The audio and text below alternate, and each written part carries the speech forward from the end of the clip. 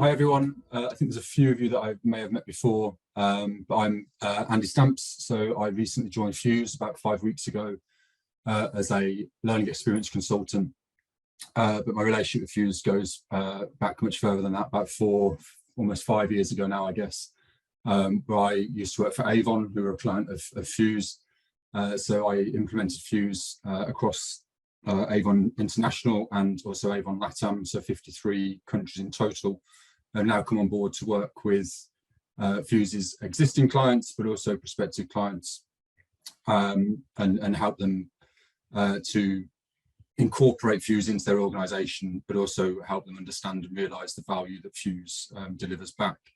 So I'm going to kick off straight with a very direct question for everyone to contribute to around what is a learning culture.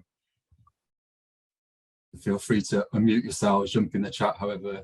It's a big question. So concept here, obviously we come to talk about how to create it and how to measure it, but it's probably quite a nice starting point to say, well, what do we think it is? How will we define it? Who wants to have a go? You can go by chat, or we can just actually use the direct communication since we're all in the channel. I'm happy to jump in. We had this conversation fairly recently. So I'm Idris, I'm based in Spain, and that's probably why I'm answering this question, because I feel like I live in a country which has a really identifiable culture in lots of different areas. But the one way I sort of compare it is in food. Whereas, you know, everyone can really point to Spanish food culture, whereas where I come from, the UK, perhaps that gets a little bit wishy-washy, and I don't know if we can really define it. And I always reflected on why that is.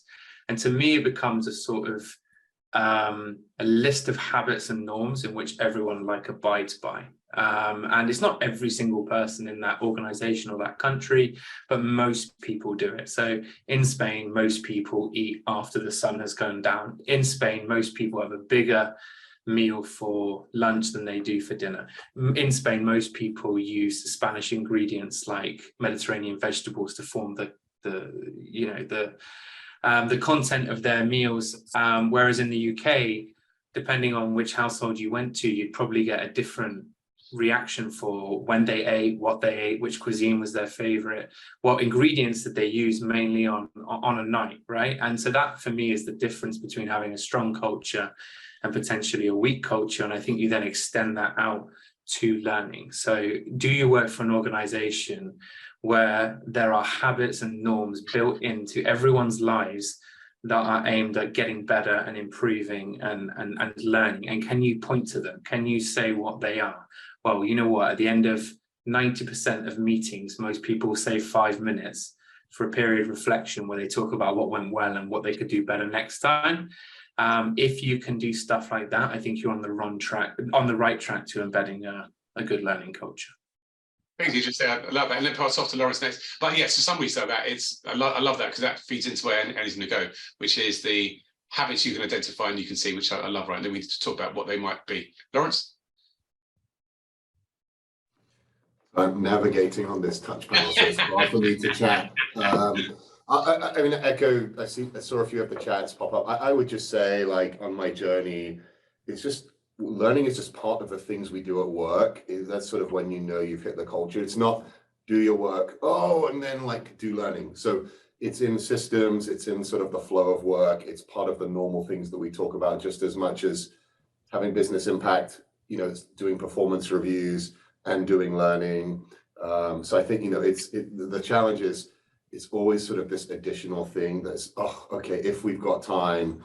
So I think making it just part of the everything we do. So thanks, Lawrence. I agree, Stan. I think B, really appreciate that. I think you might have read our marketing materials in that one. It's a beautiful alignment, I think, in terms of that. And Shweta, I think I love the electricity piece, electricity and the energy and the flow piece. Really, really cool.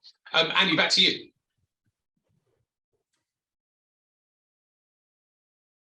There we go. Cool. Yeah, in terms of those comments and also reading through the chat, I couldn't agree more. And when Steve asked me to kind of present on the topic, I did a bit of research, read quite a few kind of explanations online and from different papers and things, and they all said lots of different things, but in a similar way. And the sense that I got in terms of defining what I felt it meant to me was first and foremost, learning culture is a mindset, and that's in two parts. There's an organizational mindset, in terms of things like leadership advocacy and buy-in, and actually truly believing in the philosophy and the direction that you're going in, and then driving that throughout the organization. It's about investing in and embracing new technology, new AI, also within the learning experience that you design and the way in which you design content. All of this is stemming from the mindset, but also to have a clearly defined purpose and success metrics that align to that, which is obviously the piece that we'll come on to. And I think one big thing as well is about relinquishing some of that control and some of that trust. And Brian mentioned in the chat about everyone being accountable. I think that's a big part of that, is actually empowering people and trusting in people to be in control of their own learning journey. And that really reflects on the individual mindset that's in those moments of conscious and subconscious push and pull, learning in the flow, that we all take responsibility for learning, but also develop a curiosity. And applications like Fuse, for those of you that use it and those that are looking to, really supports that discovery and curiosity piece. And also thirdly, then on the individual side, around the perceived benefit. What am I getting out of that learning experience, whether it's in the moment or whether it's a more formal directed piece? What is the benefit that I'm getting out of that? And that mindset then is present in all of the moments. So if you flick on, Steve, we'll get some examples that pop up where we've got a direct intervention, or where there's a need to deliver something like compliance, which fits in with that formal piece, or supporting development. They're slightly more directed elements, but also those moments where it's more natural, more in the flow. So aiding discovery, creating curiosity, promoting collaboration, and all the social piece. The mindset nurtures the moments which allow everyone to grow, and that in turn then drives the value. So on the next slide, Steve, that just kind of summarizes that. The mindset and the moments come together and create that culture delivered through the learning experience. And that's not just a learning experience that's necessarily the technology, but all the bits that sit around that in terms of coaching and mentoring, or any other offline aspects of learning that you may have as well, and ultimately aligning up to that business value. And then if we think about the business value itself, just flick on again, Steve. Yeah, and again. There we go. I'm good at this, aren't I? Yeah, great. I feel like, what's his name? Chris Whitty. Next slide, please. When we think about the value, whether you look at this diagram, which is design thinking, if any of you are familiar with that methodology, whether it's an implementation of the platform as a brand new learning experience, or whether it's a specific intervention or program that you're designing, it's all born out of the need to solve a business problem. And as you go through these phases and discover and understand the problem and start to define what it is that you want to work on, you'll identify the opportunity. And then from that, we develop and we deliver the solution. And then we loop back and we have to measure against that opportunity. And one of the common things that I hear a lot is that either we haven't identified the success metrics up front, or where we have, we simply don't know how to measure against them and attribute the benefit or the impact, should I say, against the experience that's been delivered. Again, Steve. So 2 examples here. And if I think about my Avon experience, which I'll come on to in a second, we started off our journey very much focused on, here's a course, complete the course, you're deemed certified, you're deemed trained, therefore, job done in effect. And there are times where that can be true. So an example being compliance training, which I'm sure we've all sat through the 20-minute to an hour courses, but in whatever format, ultimately you complete that piece of compliance training. And as an organization, you're able to evidence that your employees have completed that, and therefore it's deemed compliance, and you can avoid things like financial penalties. And there are obviously other examples where that would be true. But on the flip side, where you don't have that direct correlation, we then start to look for differentials. So if we take a performance metric like sales performance, where you have 2 groups of separate individuals, where one has access to the learning and the other doesn't. So that may be that one has access to a platform like Fuse and one doesn't, or a specific program within it. what I tend to do then is start to look at the differentials. So what are the differentials that we can prove between the two groups of users in the different environments that will show us the value that that particular piece of learning has driven? Or even within a scenario where both groups A and B are in the same environment, then start to have a look at other differentials that can prove additional or differential value that again demonstrates the impact of training. And the example in Avon is probably a way to bring it to life, which I'm hoping is the next slide. No, skip on again. Click for all of that, Steve. Okay. So in terms of Avon, our journey began back in May 2019 and took us right through to October 2020 in terms of implementation. So we launched across 53 countries. We had a standardized framework for site design and content creation and setup in terms of taxonomy. And it was measured largely against course completion. So if you look at the diagram along the top, the enablement journey was very linear. It was a direct process from discover to measure. And when you measure against course completion, particularly when you're using a platform or a solution like Fuse, you're so focused on that particular piece of content that you don't consider the impact of the macro environment in which the learner is learning ultimately. And in 2021, we explored some alternative measurements of success, still aligned to the business goals.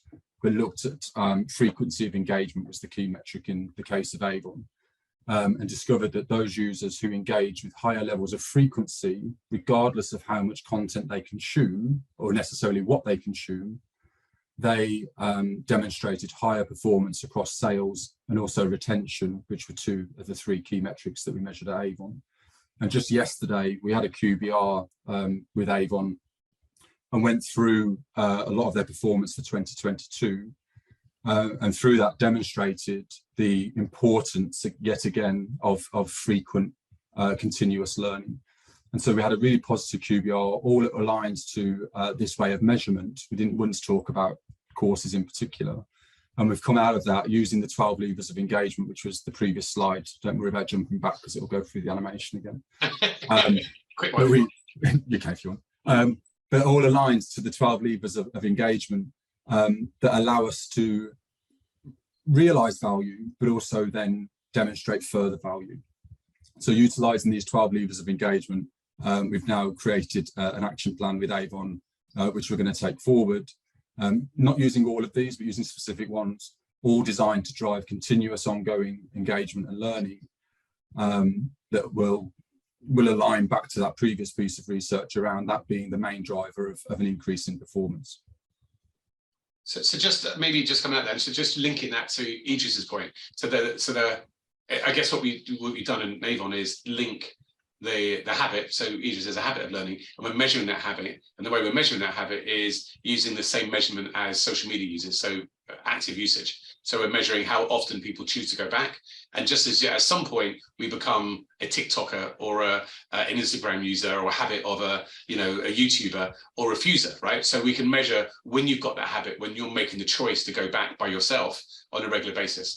So Avon and ourselves and many of our clients use frequency of engagement as a way of doing that. And as Alex, it used to be before we went to KPMG, it used to be about the 7 levers. That's so 2017. It's about the 12 levers in 2023.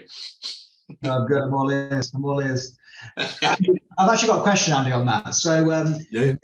I guess just to loop round to where I sort of stand on the question of what is culture. Certainly among my clients at the moment, it's very much evident where there isn't a culture, right? And it tends to be where they can't seem to get their people across any seniority to kind of buy into one single outcome, whether or not that's a KPI or a sort of a value. And Steve and I, when we did some work with the Met Police years ago, they were struggling with the same problem, right? And it's like, why does anyone bother doing their compliance training? Why do they do it? It's like, well, the tangible outcome isn't quite there. And I think Steve and I walked them through it, and we sort of kept on challenging until they realized that me doing some seemingly sort of ambivalent piece of training, a couple of months ago, would ultimately crescendo in a reduction in knife crime on the streets of London. right? And they kind of go, oh, right. And all of a sudden it's that kind of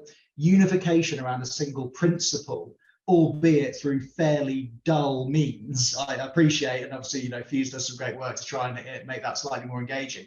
But I just wondered, when with Avon, was that possible as well? Like, I doubt people would necessarily kind of all buy into selling loads of makeup, but then maybe there was like a larger sort of macro cultural thing that you were able to get anyone from any level to buy into, as kind of based on impact or social impact, something like that. I think you're absolutely right. It is. I mean, particularly in Avon's environment, it is quite hard to get some people to buy in. They're all self-employed sales representatives. Some of them can only afford to give the business as a whole 5 hours a week or even a month, for example. And out of that, they want to do what they need to do in order to earn enough to put food on the table. You know, that's how direct Avon's business model can be in some cases.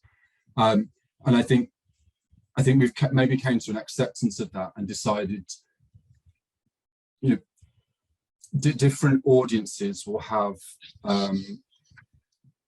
different needs, and that's why that diagram that Steve was sharing kind of continues to loop back round, because as you demonstrate the value or realize the value for one particular need or program, or, you know, whatever you're trying to measure against, you'll go back to the beginning and you'll do another one, or you'll even go through it and actually realize that you haven't delivered any of the at all, and you can go back and understand why and start again.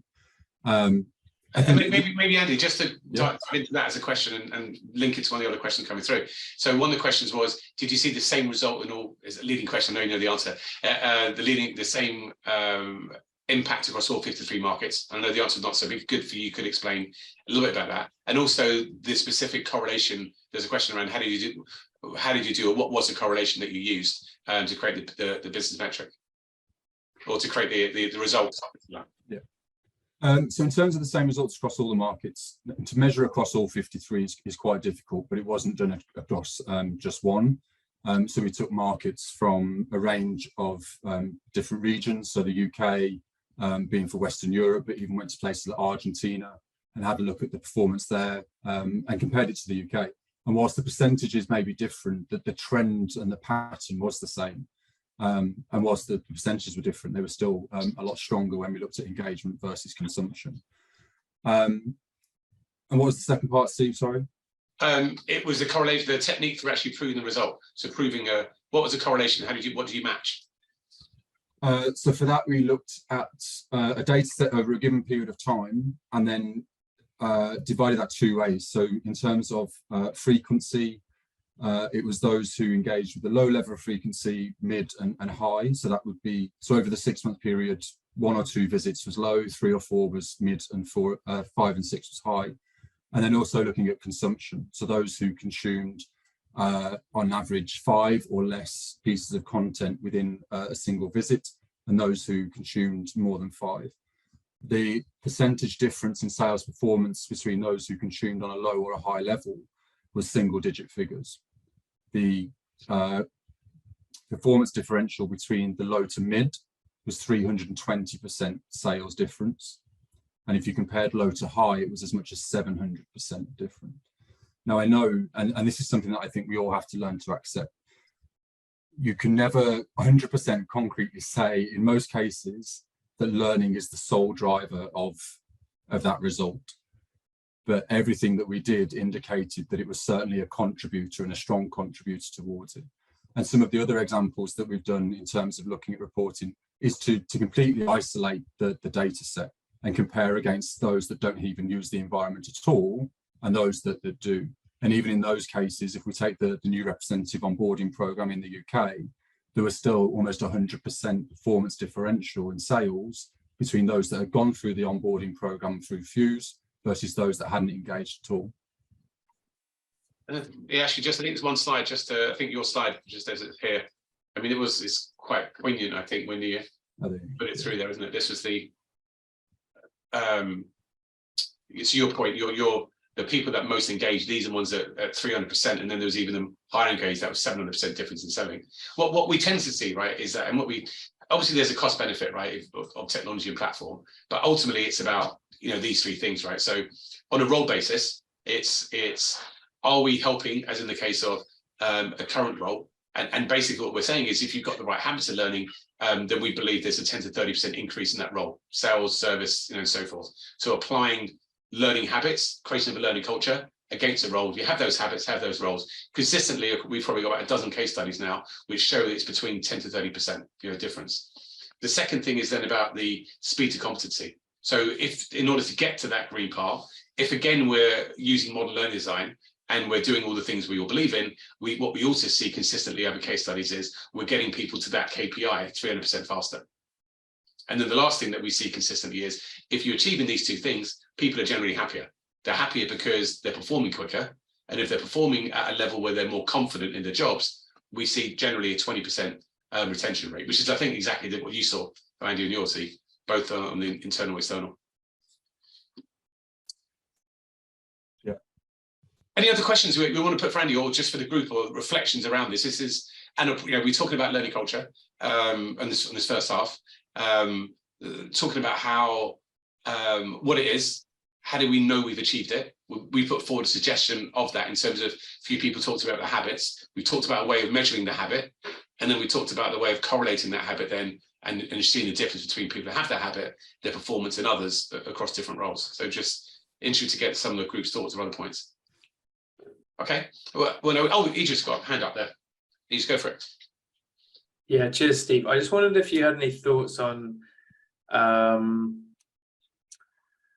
whether the culture, I guess it's kind of chicken and egg question in the sense that, is it more important to create a culture and then you react in terms of the development of learning experiences or content, or the other way around? Have your house very much in order in terms of the right learning experiences, knowledge management, and then drive people to it. I'm just trying to think in the case of Avon and commercial staff, was it more led by the fact, basically, what was their problem in the beginning? Was it that you had this great knowledge management out there and fantastic training on how to sell their products? They just couldn't get enough people to take that training. Or was it the other way around, in the sense that the content itself wasn't necessarily the big hurdle, it was just the fact that their people weren't moving from A to B very quickly? So we started with the business problem, which was that sales were in decline at the time. They had been for some time, but also churn of representatives was horrendous. They were hemorrhaging, for want of a better word. And as part of that, we looked at training and how learning was being delivered, and it was vastly different across the organisation. Many different solutions. Some countries that didn't have a digital solution at all and would do it all offline, which obviously requires significant investment. But I think there was an acceptance that training needed to change. We wanted, we had all this great content, but it wasn't being consumed. And I think Steve would probably argue that whilst it was great in its format and of its time, it probably wouldn't be considered great today. But I think what we did at Avon was we changed the culture. I think there was a learning culture that was adopted in some countries, but was almost too traditional. We probably understand what we mean by too traditional, too old school, directed SCORM courses and that kind of thing. And therefore used the implementation of Fuse and some of those other things I talked about around learning design and content strategy and so on, to change the culture. I could see a case, particularly if in some organizations, where you may be creating that culture from scratch. And therefore, I think you would then maybe go about it in a slightly different way. Use the technology and use the methodology and the approach to create the culture, notwithstanding the fact that I know that those are just three parts of what make that learning culture. I think maybe to add. What do you think, Idris? Yeah. Idris, you want to go back? You want to come back on that? It's a mute, bottom left. Sorry, no, I was on mute. No, I think I agree. I think the foundational block, what I'm finding at the moment in a very difficult task is yeah, you're going to have a lot more success at driving people to your content if you create that culture up front, and have a say in what it looks like in the sense of moving from directed to self-directed. I guess I was just interested in the balance between internally created content from Avon versus just really creating that habit of learning, whether it be from learning resources from Avon or curated resources, or just stuff that's, you know, like I mentioned earlier, sort of habits that have been pulled in. I think so. Maybe actually a couple of the questions. Kenneth, go for it. Okay, I don't think I was first, but go ahead. No, I was. They all came at the same time, so I got a bit confused. Yeah, okay, no worries. Just want to make sure, because Andy, I was just thinking about, so if I understood it correctly, that you went from declining sales, so that was the problem you were trying to fix. But what was the reason for the declining sales? So am I hearing that? How did you get to the fact that it was training was the solution? There's some steps in between, and I'm not trying to get buried. What got you to that? And part of it, because you said, is the content is wrong. There will also be the market conditions that are changing, or whatever. Do you know if that makes sense? So how do you get to that? That was the solution, or at least part of the solution for your problem. You're right. It was just part of the solution. There's a whole program of work as part of transformation that is involved in trying to turn that around. We already had learning platforms in Avon, and we knew that those representatives who engage with them did have more improved business performance, business metrics. But I think it was more about accelerating that. And you know, so much of what an Avon representative does is around product and selling products. But obviously, knowing what the product is one part, knowing how to sell it is something else. And you know, it wasn't just done on a whim. There was a lot of research around it. There was a lot of kind of debate at a leadership level, not just in terms of the type of solution that we wanted, but even how to tackle the problem. But in an organisation of Avon's size, with Avon's setup, I think it was quite almost sort of obvious in a way that you know, training needs to be present, particularly in a self-employed kind of franchise organisation. Otherwise, so how on earth is any representative going to join and know what they need to be doing? Yeah, and to be fair, the project was also at the time where I just joined Avon, so there was probably a bit of history before that as well that also maybe led into that, which I can't obviously share in the answer because I wasn't there at the time. And just a question came in to something we went through together, right? So one of the questions, Catherine here, just before we get to Amy, I'll get you to Amy. Andy mentions let's call me traditional old school type of learning. What would create that new culture other than short bursts of video content?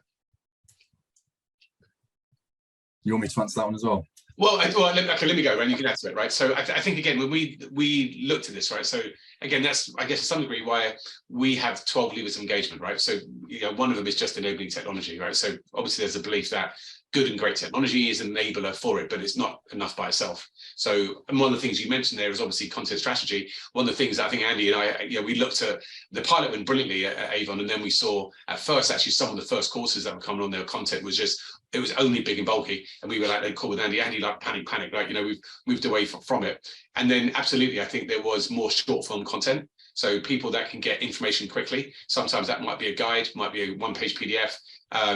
Obviously, best practice demos were best practice was short, concise. And again, we had another client yesterday saying when they look at engagement, yeah, the topics and the courses that are made up of 3-minute bite-sized content that's easy to get back often have a much higher engagement rate. But it's not just about small bite size. It's actually how do you make that content interesting inside. Interesting, I think, again, Andy and the team renamed Avon Learning Hub to Avon Connect because of the social nature. So I guess you saw that people were using it, especially in COVID and lockdown, and it's really interesting, right? I mean, even right now in another one of our clients that's around the world, Ukraine is the highest engaged marketplace. And in time of crisis, right, it's, you know, technology is a way to connect people together, and we often see that. So the social element of the product, the ability to talk to each other, to share videos, to communicate, to collaborate, to ask questions, and also just find the quick answer to a question. All of those things are key to engagement. And I think SCORM alone, and it's not saying SCORM doesn't have its place, right? I mean, it's great for that structured learning, but obviously it's not so great for, I need right now an answer to a question. Although we're breaking that, actually, we're just starting to now look at the capability to actually crawl all the SCORM content and be able to find questions of it. And even some of our new clients now, we're actually saying, look, keep your SCORM courses, but actually maybe by the side, let's extract out all of the good stuff people want to get back to in a more accessible way. So it's all about trying to find the right thing for the right place. Well, we ever shut the mark on that answer, going to rethink the whole strategy then. Amy. So we just did a launch of engagement, and I think we're finding the same things you did, Andy, in that people who engage early in learning do better. We retain them longer, they sell more. The problem is that the percentage of people that participate in that is so small that you put that into, a C-suite message about investing in a larger organization, and they say, but there's such a small group that are taking that. So without the social component, I know that is a big turning point for Avon in getting engagement, but I feel like, there's a lot of risk around that for compliance, and we kind of need to have a proof of concept before we move into opening it up for, creating content created by associates or distributors. What do you feel like is the thing or the couple of things that started to push that engagement from the medium people up to a more engaged audience?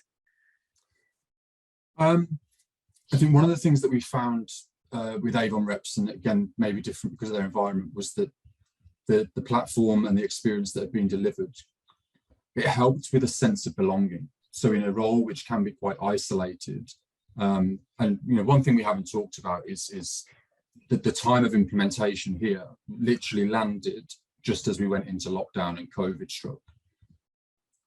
That usage in terms of adoption, in terms of engagement, in terms of content consumption, absolutely skyrocketed. We had like 1 million content views in 1 month during the pandemic because it served the purpose, it served the need, it met the need of the representative at that time, but also provided that space in which they could continue to collaborate and connect with people when for the rest of the time they're locked up indoors with the kids driving them crazy. I think it's very much about continually going through that cycle, understanding what the needs of your employees or your representatives in Avon's cases are, and making sure that your experience continues to meet those needs, but also provides a space that, as I talked about, aids that discovery and that curiosity as well. I was talking to someone earlier today who said we want a place for our people to go to learn X, Y, and Z because they need that for their job, but we don't want that to be the only thing. We want to surround them with other stuff and even say, hey, you're a project manager today, but if you're interested in digital transformation, come and have a look at this. And some of the stuff that Steve's going to go on to, I believe in his slides, really supports that discovery and exploration piece as well. And I just want a quick answer to question two, or sorry, I'll say it again, make a comment on Brian's point, right? So Brian made an interesting point saying how scalable is obviously the work we did with Avon, which was on a program rather than across all programs. And I think that's a fair challenge, Brian. I think that again, when you group it up, what can you prove? And this is, I think, was really interesting between the group function and the operational function. And I think the moment of learning is different between the two. So, your group function is very much thinking about how do we use learning as a moment in your career, right? So I want to move from being a rep to a manager, right? So I want learning to support me and give me some of that foundational knowledge towards that, right? So, and how do you attribute value towards that? And that's a very different calculation, which is more based probably on retention, attraction of staff, a more HR talent metric, if you like. And then, so moment of my career is obviously really different to moment of need in my job. So a sales rep, and if in Avon's case, it's not bought, we have two different instances of views. One bought by the business, where you probably got more of that career type hired, and then one used by the operation part for the 1 million odd reps, which is bought by marketing and sales. The metric for marketing sales is sales. It's not career development, right? Career development is nice, but the person saying I'm putting the money into a Fuse instance because I need to make sure that I'm hoping I know hypothesizing this is going to grow my sales revenue. That's different from the person who bought it internally who's got a different set of metrics. So there isn't, to the point, one universal set of metrics here. Program metrics are probably different from that group metrics. Ideally, right, you want to think about both, and even a central purchase is still thinking about the performance part as well as the career path. So let me jump in now to the second part of the session, and we get some more questions going around that. And let the questions come in the background. I'm sure Andy, the team, and everyone else will be more than happy to keep answering questions in the background while I go on to the next part for a few minutes. So I guess this next part, right, is there's been quite a lot of noise recently, especially created by ChatGPT, around the use of AI, and it seems to have woken the world up about AI. So I guess there's a question now which is around how does this AI in general and how AI and tech accelerate and disrupt what we do in the learning world, because it is a really tremendously exciting moment when we've all got particularly excited by what's going on. So maybe to explain a little bit about where most of us are today, right? So if we look at one use of AI, which is search, and what we're looking at with things like ChatGPT, search is a front door productivity tool, right? It's the ability, in Andy's case, for example, how do I find the answer to the question? How do I find the video? And if we ask everyone here, outside of work, when you want to learn something, where do you go to? 9 out of 10 answers will be Google or YouTube, right? I want to find a how-to video on YouTube, or I want to find an answer and I go to Google. ChatGPT might change that a little bit, right? And now we might go to ChatGPT as well as Google or instead of Google in terms of it. But I guess the first point to make here is that what we've had in learning systems, including Fuse today, even though there's a suite of AI behind it, is something like search, for example, is even the best version of Fuse, which is in this example, a couple of search terms here, right? You type it in, the Nissan Magnet redefines what compact. And you can see here it's finding the right video. The search term underneath that about the Nissan chemical pioneering. Again, it's intelligently finding the right video. But actually, it's still relatively dumb in comparison to the AI that's now coming through. So this is basically still a 2D search index, right? A two-dimensional search index, and the smartest 2D search index out there, but it's still 2D. The jump in technology, right, that the likes of what we're now seeing with ChatGPT, but also what we've got coming to market in the summertime with Google BERT, it is a whole different thing, right? So this is, all of these type systems are large language models. So we can't show it in the full dimensions, because actually these are 200 or 300, in case of BERT, a 700 dimensional model. So a little bit hard to show on the screen, this technology, but this is just showing the concept of what Google BERT and ChatGPT is, which every word is this word embedding cloud. The whole natural language of every language is mapped in a vector in this type of model. So every word, like for example, the word learning would be next to the word training. The word king will be next to queen, and inside the model, it therefore understands exactly where every other word is in language and what the words are by the sound of it. So it's understanding language in a way that our platforms today haven't been able to do. So for us, for example, bringing this in the terms of Google BERT to the part, it opens up a whole new interesting part. And here's a practical example, right? So here's our beta testing version, which is out live on the right-hand side. Our version, for example, uses the same technology on google.com, which is called Google BERT. And it's what you saw on the last screen, this 200-dimensional model. It means that if you did a question such as on google.com, when was the Phil Collins versus that guy's decision? And you see, Google would bring up a paragraph and it would find the exact answer and tell you the 20th of October.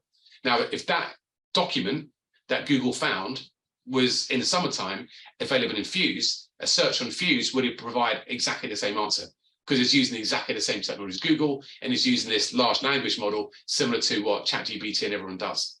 So that's kind of interesting, right? Because it says, if you've now got the same type of technology we're using on google.com, and you're able to index all of every manual, every training manual, what does that mean in terms of how much do we still need people to memorize versus do we need to make available and actually allow them to find it at moment of need? So the AI now is starting to potentially completely disrupt learning design.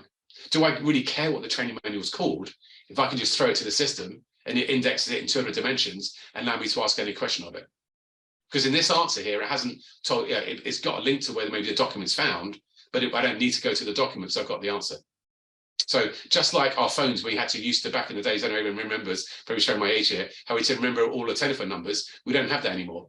We used to have maps in our car with books. We don't have that anymore, right? Because of Google Maps. So the same thing in learning, right? The ability not to have to memorize every course is going to change how we think about learning design. If we look at the same thing on this particular type of AI, this is adding the capability to now answer complex questions. So this is an example of a question: when did the DEA stop manufacturing ethylene byproducts? Now, great, it's giving me the answer back, but the interesting thing is how it understands language. So the word stop manufacturing, it hasn't got the exact same word, but it goes, okay, we're talking about early 2001. That's when this stuff kind of it started to go down. It's called ethylene byproducts, and it understands that byproducts means derivatives of production. So that's a fairly complex question, and this is actually across 500,000 documents, which is 5 million paragraphs, and is able to pinpoint out the understanding of a complex question to bring out the exact straight answer. So it starts to, yeah, a couple of questions maybe before I go on. Let's go for Elon Musk's child, Lawrence, SG7130. I take that as a compliment. I don't know. I know we connected in my previous life before I joined Micro, and maybe it'd be helpful for this group, and maybe also gets to Idris's question a little bit. For this to work well, how much effort do you have to put in sort of cleaning up your content to be sort of ready for this, right? Or let me just pose a hypothesis. We always think of the title of something, right? The title of a course and stuff, but in a way, this is going deeper into the context. So sort of, is title even relevant? Does it even matter what it's called anymore? So if you could talk to that.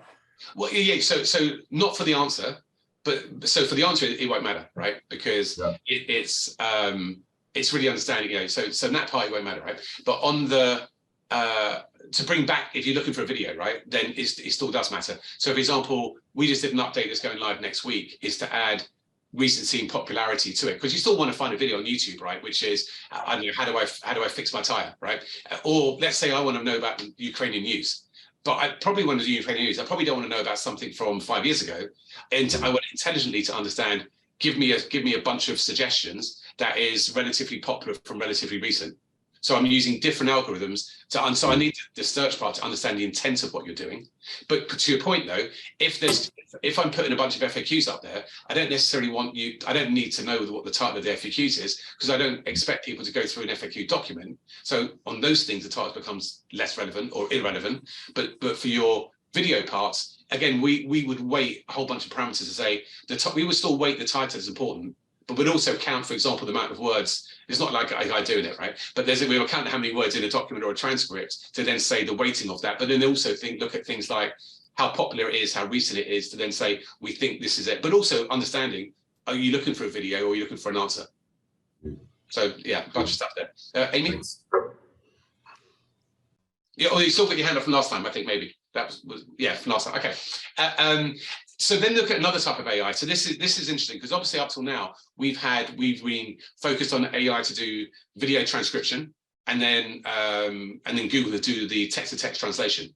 What we started doing, again, I think this is super interesting, right? This was a project that we did last year, where we went from our Fuse School videos, which are free to the world, 1,000 videos on maths and science for 13, 16-year-olds, and then we went to using speech AI, because the cost, we recognize mother tongue learning is obviously far better, right, than subtitles and so forth. So it's getting super interesting now that this only cost us 10% of what it would have cost to use humans to do kind of the actual local mother tongue language learning. And obviously now we're starting to now play with this with the first few clients to say, actually now if you did Nathan's a good example, right? You know, you've got every video's got to go into 8 languages, but the cost of that with human translation is too much. Using AI now, we're now starting to say that becomes affordable, and that's kind of putting that point up there. How does AI allow us to solve previously unsolvable problems? It was just too expensive to do it before. Now AI means actually what was unsolvable or just uneconomical is now economically valuable.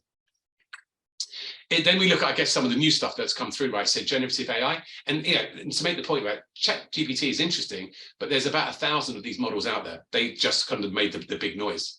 And obviously it is a paid for service, versus there are other things out there like Google's T5, which is actually coming into Fuse end of the year, which is another type of generative service. For those not 100% familiar, and actually anyone, I don't know publicly, for those not, but let's just say there's someone on the call that's not 100% confident on what ChatGPT is. So just quickly, this is another type of AI, which is able to both generate content, right? So generate actually new content from the content it's trained on. So you train it, and this particular bit of AI has been trained on the internet from 2 years ago, but you could obviously train it on your internal content. The version that we have, for example, when it comes out, would be able to read just like here, just like a summary. So here's a video, here's a document, here's a course. Can you summarize that automatically so I don't fancy going through the whole thing? So automatically creating content from the bank of text and knowledge that it's had outside there.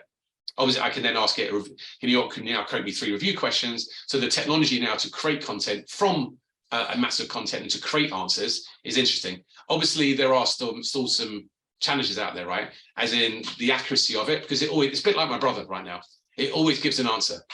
Not necessarily the right answer, but it always gives an answer. But it is definitely more accurate than my brother, because I've tested that as well. So, and obviously what this has done is it's fast-tracked a whole AI race war, right? So because of the success in the last few weeks, Google's now fast-tracking its version out there, which is called Bard, but there's a whole bunch of other people out there. There are probably 1,000 type of LLMs out there, some free, some chargeable, some, for example, already an R-type product. But it is a whole new wave, right, for both the learner experience and the content creator experience towards that. So maybe the last slide from my side, then we'll pass back to discussion, is so how do we make sure we're ready for this, right? So to make us AI ready, there's a couple of steps, right? So it's what platforms like Fuse do. You have to have, first of all, everything's got to be put into text, right? So AI video transcription, AI text extraction, even OCR technology to read what's in an image, all of that stuff takes it out from visual formats or document formats and puts it into a massive text string. So everything is explained in text.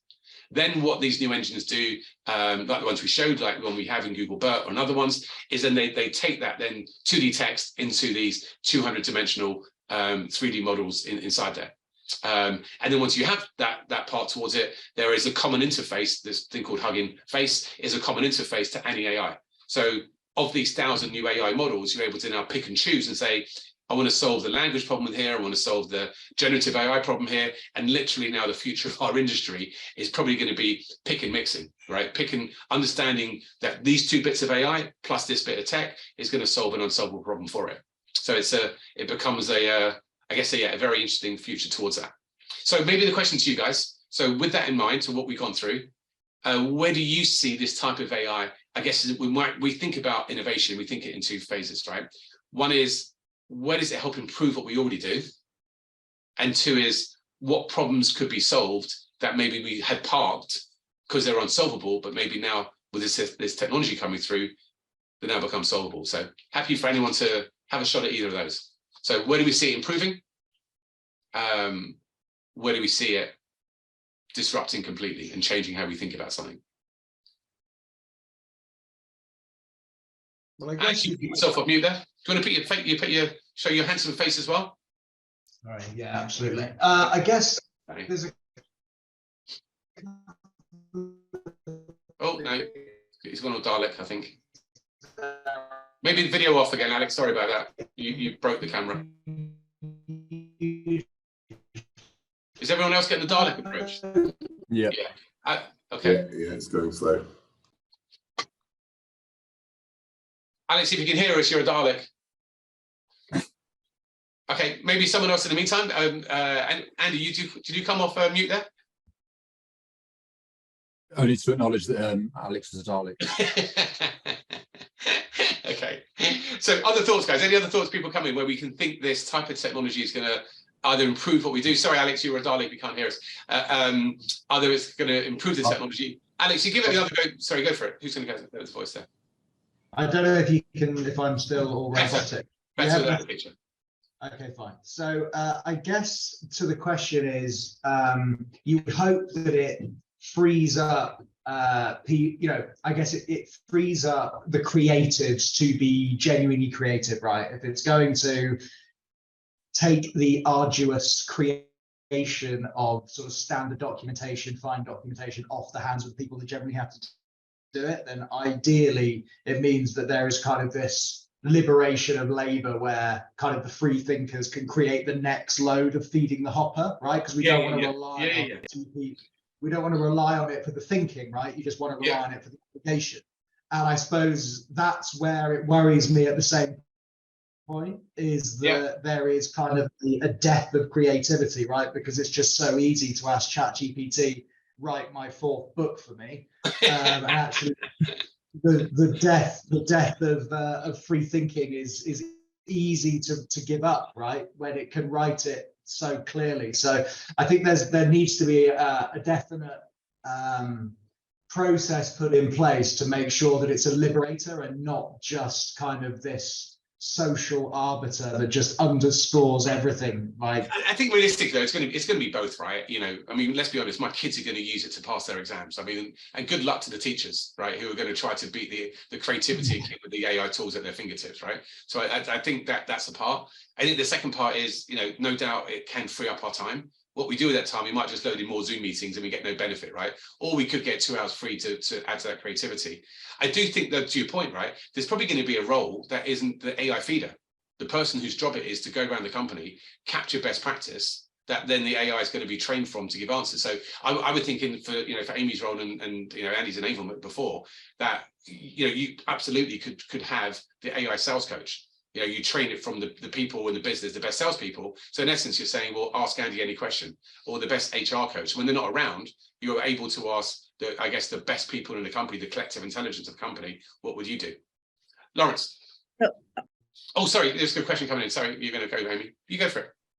I was just going to say I've played around with this a little, of course. And what I've discovered is it's really good writing facts, but it hasn't designed a hook yet. So one of the things I think that we'll end up doing is there'll be so much content. I mean, there is right now, right? So deciding what's important and what's not and presenting it in a way that's actually catches somebody is going to be even more challenging. That first 3 seconds of grabbing somebody's interest, because the facts are so easy to present and write.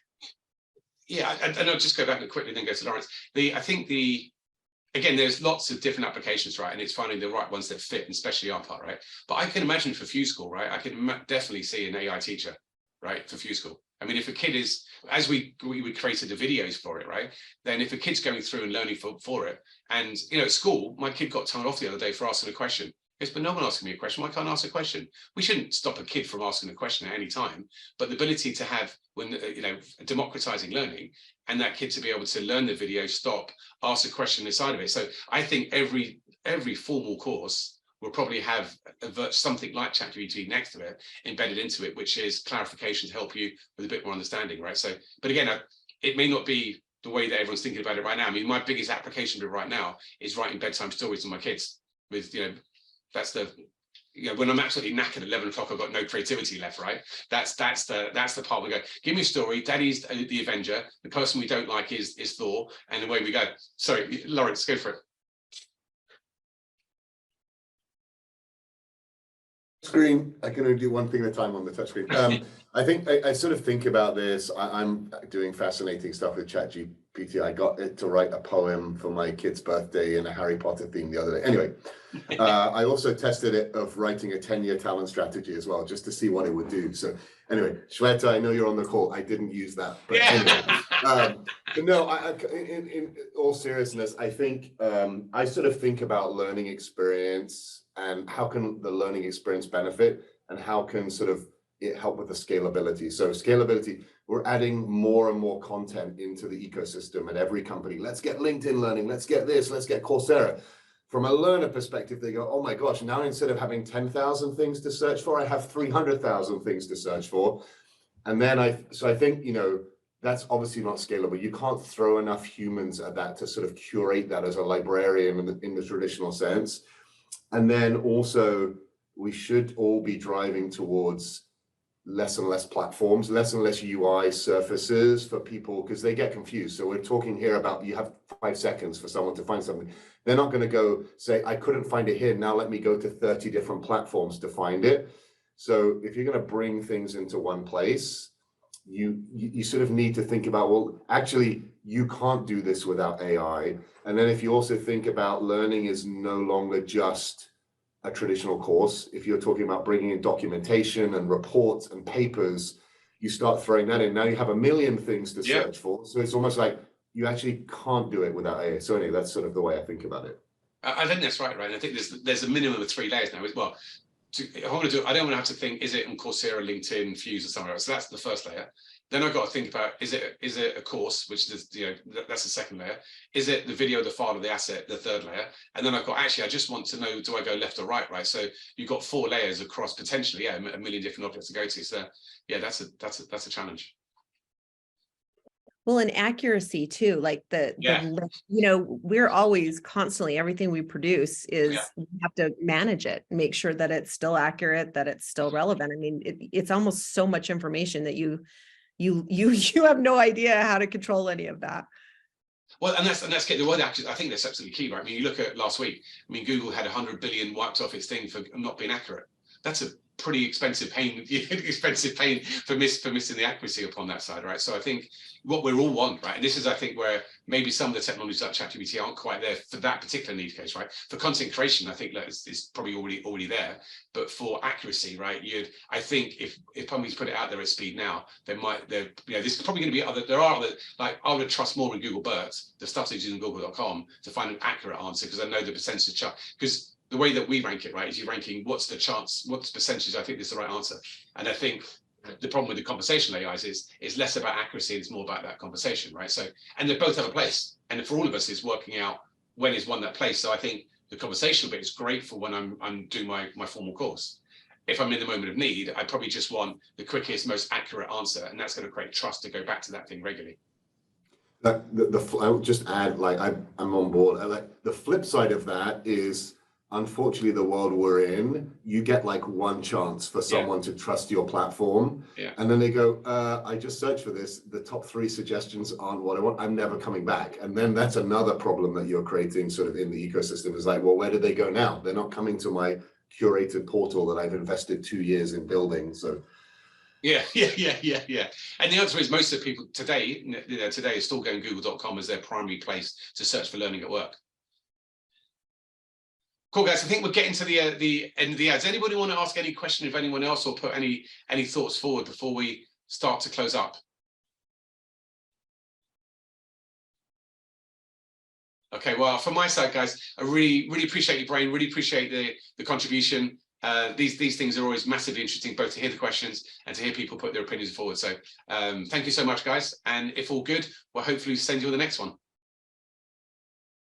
Great to meet everyone. Thank you. Thank you. Bye. Take care. Thank you very much. Cheers, guys.